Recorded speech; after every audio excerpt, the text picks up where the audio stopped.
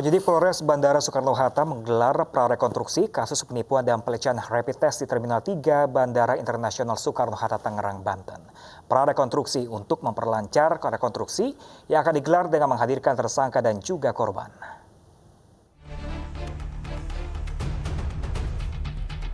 Prarekonstruksi kasus penipuan dan pelecehan rapid test dilakukan sesuai kejadian yang sebenarnya ketika korban tiba di pintu keberangkatan ruang rapid test Bandara Internasional Soekarno-Hatta. Penyidik juga datangi lokasi korban dan tersangka berkomunikasi hingga permintaan uang dan dugaan terjadinya pelecehan. Prarekonstruksi digelar untuk memperlancar rekonstruksi yang akan digelar dengan menghadirkan tersangka dan korban. Kami melakukan prarekonstruksi untuk menemukan tempat sekira di mana terjadi dugaan tindak pidana, karena tindak pidana yang terjadi adalah rangkaian.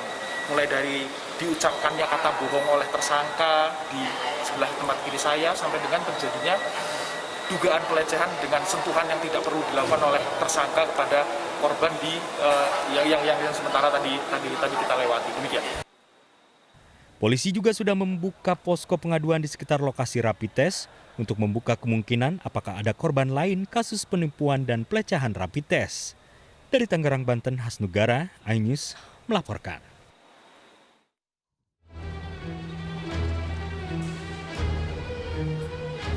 Kasus pelecehan saat pemeriksaan rapid test di Bandara Soekarno-Hatta berawal dari pengakuan seorang perempuan berinisial LHI di media sosial. Perempuan itu mengaku diperas dan dilecehkan saat hendak berangkat dari Bandara Soekarno-Hatta menuju Nias, Sumatera Utara pada 13 September lalu. Ia mendapat tawaran untuk mengubah hasil rapid testnya dari reaktif menjadi non-reaktif oleh oknum tenaga medis yang bertugas di bandara. Manipulasi data rapid test ditawarkan oknum itu dengan imbalan sejumlah uang. Namun ternyata setelah dibayar, oknum itu melecehkan korban di tempat sepi. Kejahatan oknum tenaga kesehatan itu ternyata terekam kamera pengawas Bandara Soekarno-Hatta. Yang sudah kami komunikasikan dengan teman-teman penyelenggara ini, sebenarnya tidak ada dokumen yang dipalsukan. Artinya saya tegaskan bahwa tidak ada ini hasil yang reaktif kemudian diubah menjadi non-reaktif.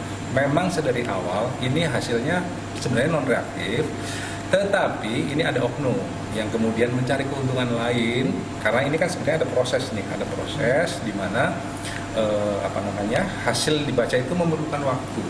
Nah, sebelum waktunya itu keluar, ini ada kejadian seperti ini. Evaluasi pun harus dilakukan mengingat aturan rapid test di bandara untuk menekan penyebaran COVID-19 lewat perjalanan udara. Namun modus mengubah hasil rapid test ini akan memperparah penularan virus, ditambah lagi adanya pelecehan calon penumpang. Tim Liputan iNews melaporkan.